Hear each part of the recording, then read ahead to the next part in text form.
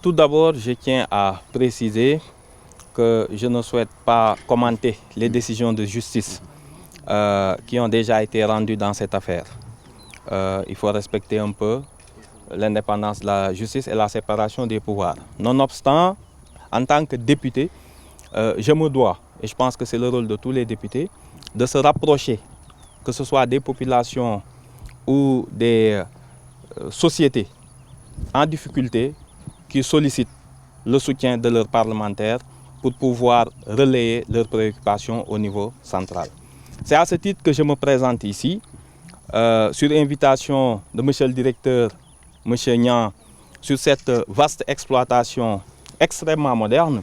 On a pu visiter et apprécier la qualité des investissements qui ont été réalisés, mais sans me prononcer encore une fois dans l'affaire au fond, il est regrettable que déjà des sols de cette nature, de cette qualité, qui sont extrêmement rares, que nous envie le monde entier, parce que ce genre de sol ne se trouve pas partout. Quand on connaît surtout le bassin agricole de Thiès, avec des sols d'ior qui ne permettent pas d'avoir de rendement de qualité. Ici, nous sommes sur des sols argileux, noirs, extrêmement fertiles.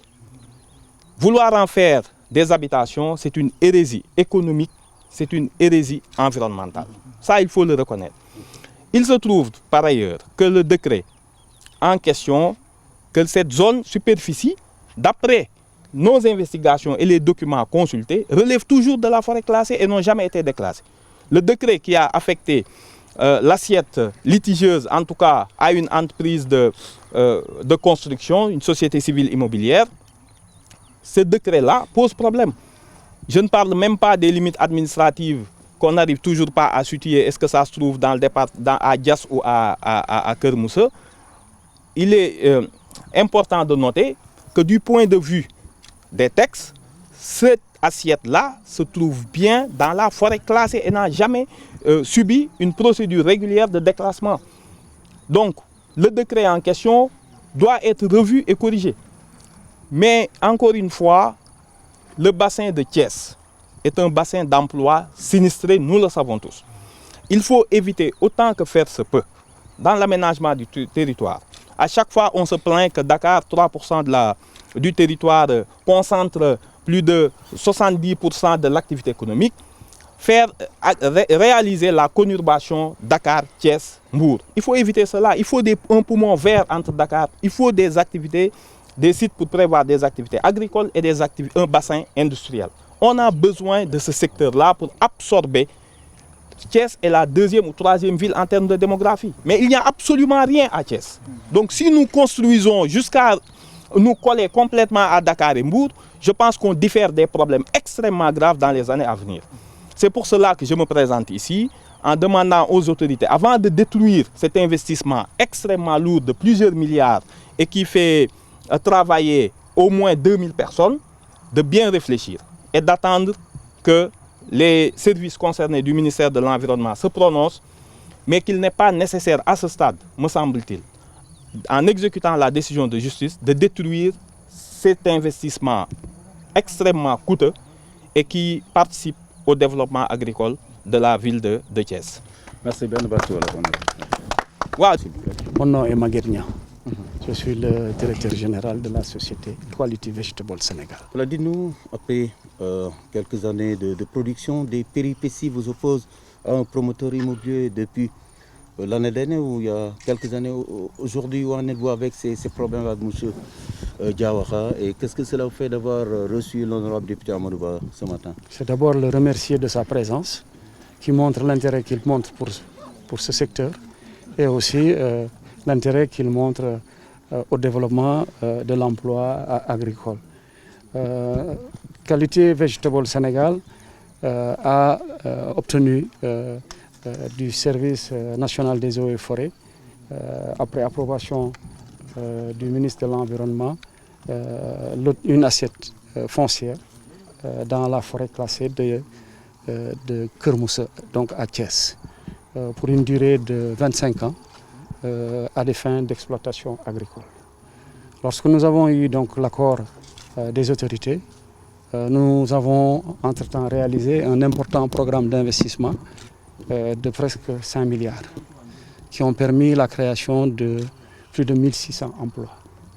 Depuis 3 ans, donc, nous avons régulièrement mené nos activités agricoles, essentiellement basées sur la production de l'oignon, du gombo, du piment, donc des productions destinées au marché local. Alors, en 2023, nous avons eu donc la mauvaise surprise, si je peux dire, de nous voir signifier par l'ASCI que nous avions fait un dépassement de 90 hectares sur leur périmètre. Nous sommes dans la forêt classée de Kermoussé, dans le département de Thiès.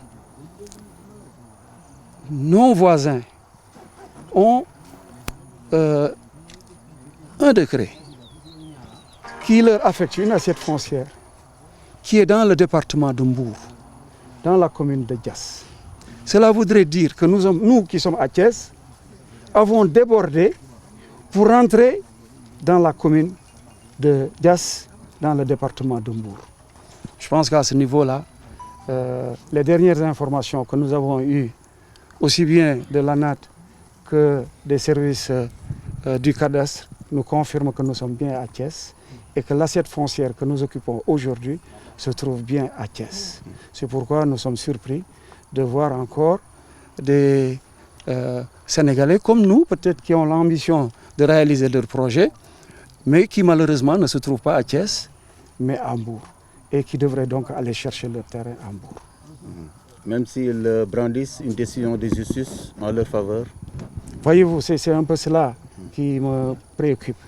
Un contentieux qui est localisé dans le département de Thiès devrait être apprécié par les tribunaux de Thiès, pas par le tribunal de Mbour.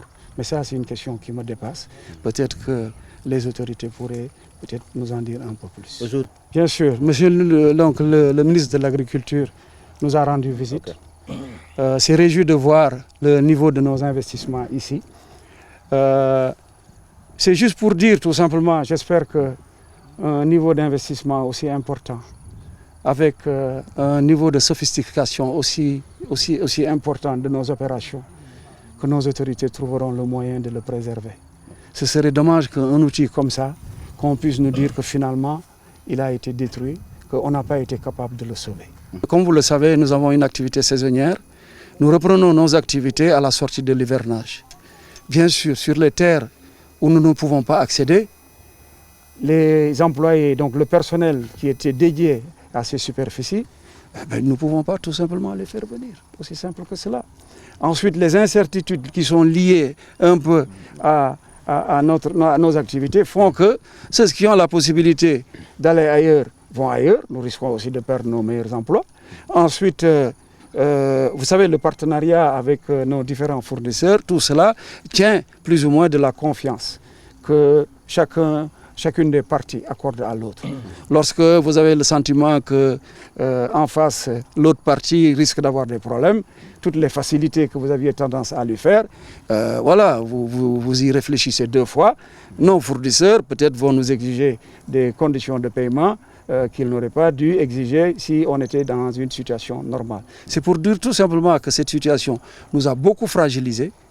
Hein, et que donc, je pense qu'on a traversé une année assez difficile, pendant laquelle nous avons trouvé les ressorts plutôt pour pouvoir résister. Mais je ne suis pas sûr qu'on pourra résister 2 années successives sans, disons, qu'une solution acceptable pour les 2 parties ne soit trouvée. Rappelez-nous la superficie de votre assiette qui a été attribuée en 2019. C'est 185 hectares. 185 hectares. Et le litige, c'est sur combien? C'est sur 90 hectares. Merci.